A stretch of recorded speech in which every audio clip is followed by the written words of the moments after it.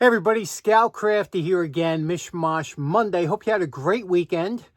We have a lot going on. It's February. We're in February. This is a short month, thankfully so. I'm glad when February goes quickly. Traditionally here in the Northeast, it can go either way, be cold or whatever, but Puxatani Phil, that's the groundhog that sees a shadow, and if he sees a shadow or doesn't see a shadow, it depends. It depends on how quick spring is going to come. Apparently, according to his forecast, we're going to have an early spring. So that's good news. And I got some other interesting news today. The house next door sold a couple weeks ago, and it's going to go into closing on Tuesday, which means Wednesday I'll have new neighbors. That can always be a little stressful, especially in my neighborhood when you live kind of on top of each other.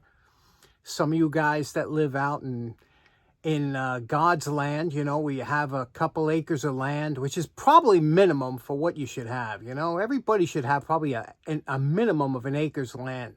Otherwise, you can smell what your neighbor's cooking. You can, it's just so nice to have a little bit of breathing room. The American dream, what the American dream used to be. Now, it's different. Now they're talking about, we got these new mini homes they're going to be introducing, and trailers and boxes that you can afford for $30,000 or $40,000 to live in.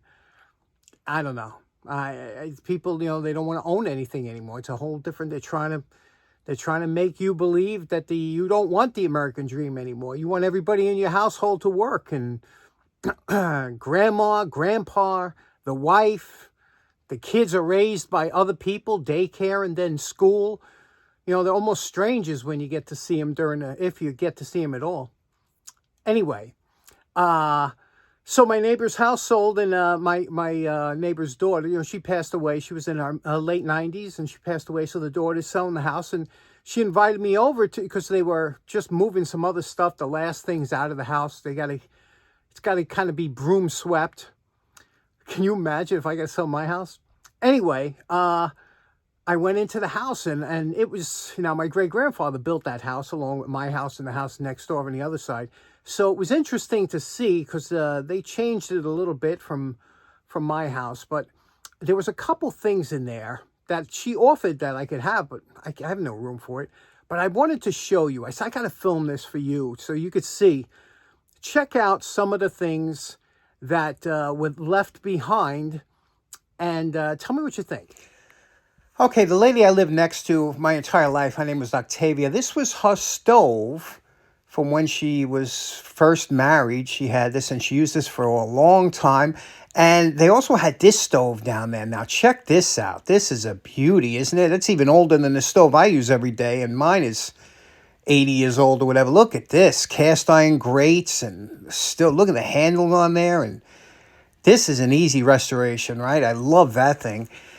These are the sinks that used to be in my kitchen, and that kitchen too, back. And this was Tommy's workshop, Now it was filled with all screws and everything. She got rid of that, but look at it. That was his table saw. He built everything here with that table saw. So you don't need a big shop, but this was his shop. That's the same basement you're looking at as mine. He had all nuts and bolts over there. But this made me laugh because he had all his wood stocked up like I do in the rafters, all the good wood that he never got to use. It's been sitting there for 70 years. This here made my girlfriend nuts because she wishes I would have took this.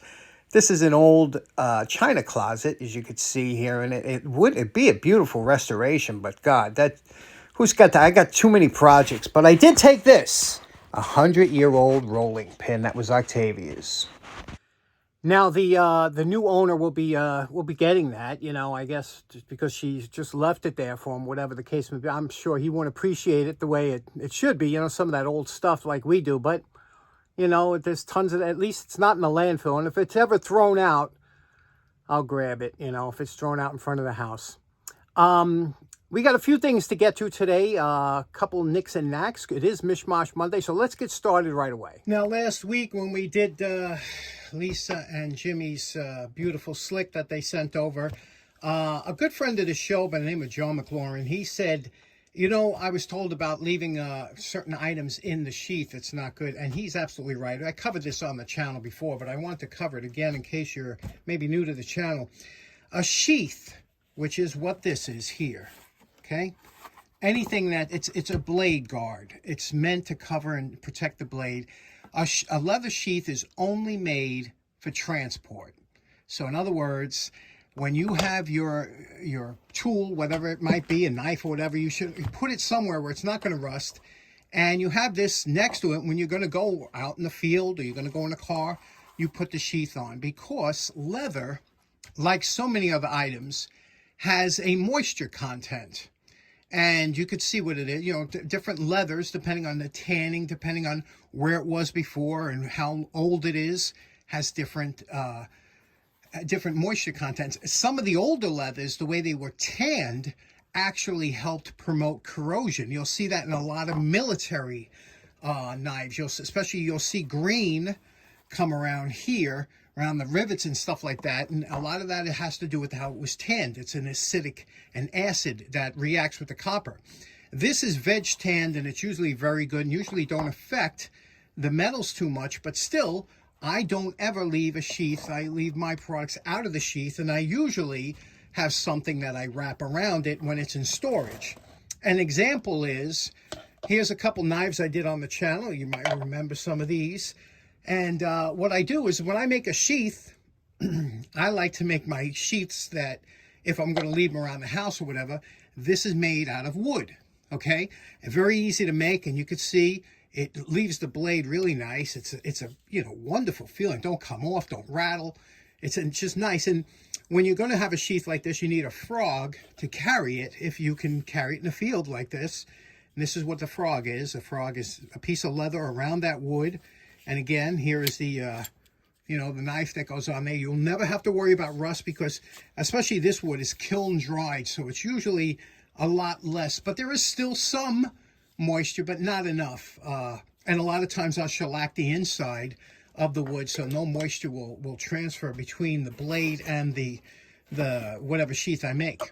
Here is a perfect example. This knife we did on the channel. This is look at that. It's a cool knife from probably the 60s, right? Has an Indian head on there, and it has some probably false bone.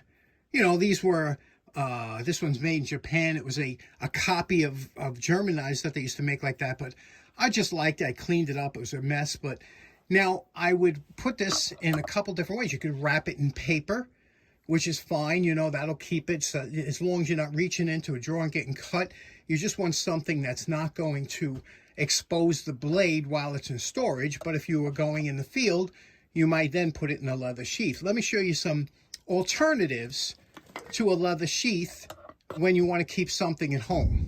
Now, one product I know everybody has a little bit of at home, and we all take for granted, is cardboard. Cardboard makes a fantastic home sheath that will, it allows the blade to breathe more or less. It won't hold moisture if it's not in a wet environment.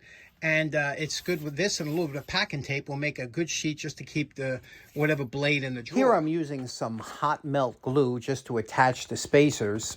Now, just like if you were making a leather sheath, you know, you would make one out of cardboard, just like this. Here we put the doubler in there so you can see it gives it a little bit of width so it don't squeeze it. And here we go. Now, this is a perfect sheet to put your blade in while it's at home. It'll fit in nicely. It's not going anywhere. It's not coming off. It fits nicely, and it'll keep the blade protected without adding additional rust. You could do the same thing to your knives. Now, doing a knife is even easier. All you do is you take your cardboard and you roll it up around the knife and then put some tape around it. And you could see here what a nice, beautiful sheath this makes. Won't come off, won't fall off in the drawer, protects the edges. It's just and wrap it with a little bit of tape around here.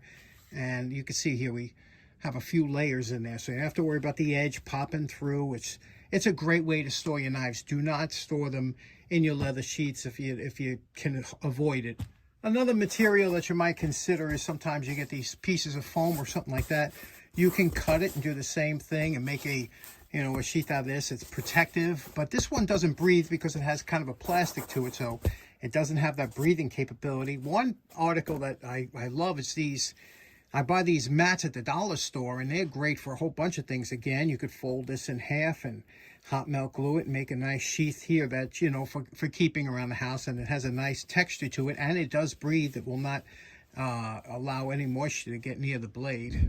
Okay, next up, you remember that last month my friend and mentor Dan Semmel sent over this beautiful demagnetizer, antique demagnetizer, and we were playing with it, experimented with it, but it needed a cord, and Dan had purchased this. This is a period correct, more or less, cord, the type of cord that I might have used, and so I got a period correct end plug for it that we're going to put on.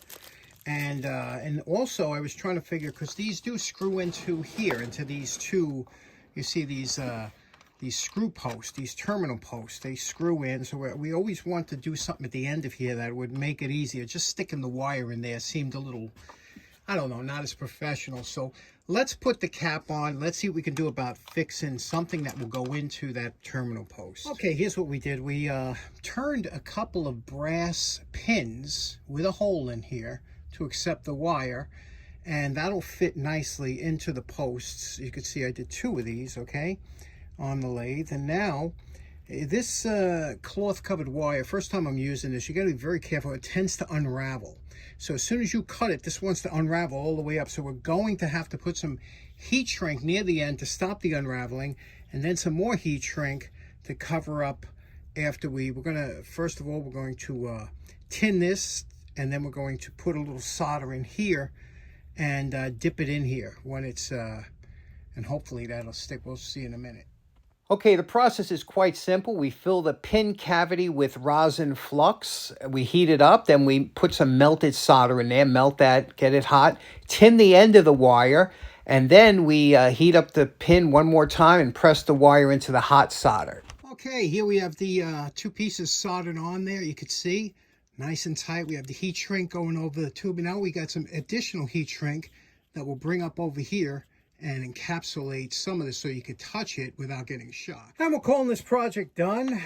Look how nice the cord came out here. You see the end cap. I put a little heat shrink on there to stop these from unraveling, also to help you. And now this is a polarized plug, and the reason I got a polarized plug instead of getting one that's non-polarized is because to add a little safety issue to this. Now, again, polarization means that you can only plug it in. This is the hot side. Okay, now on the bulb, the socket, the inside here, the contact, the middle contact is the hot side. So you would have to kind of stick your finger in and get a shock. But on the outside here, you could see you can actually touch that if you were screwing a bulb in or something. So that's always the neutral side. So what I did was, this post here is a few thousandths larger, and I don't know if they did that on purpose. This is a few thousandths larger than this one. And this one here is the neutral. So what I did was, over here, I turned this side a few thousandths larger. Now, it'll fit in here. When I push this in, you see how it fits in, but it won't fit in here, okay? It will only go in a little bit. So that's how you know when this one goes all the way in, you're in the right post. This one here, when it goes all the way in, you're in the right post. Now, it's set up that when I plug this in, I don't have to worry about getting a shock from here. I mean, you could still get a shock from touching the posts when they're live, but you know what I mean. So now it's somewhat safer. And we have our final test here. Again, it's plugged in. Now you could touch one of these at a time. You just can't touch both. But again, that's I think it looks pretty period.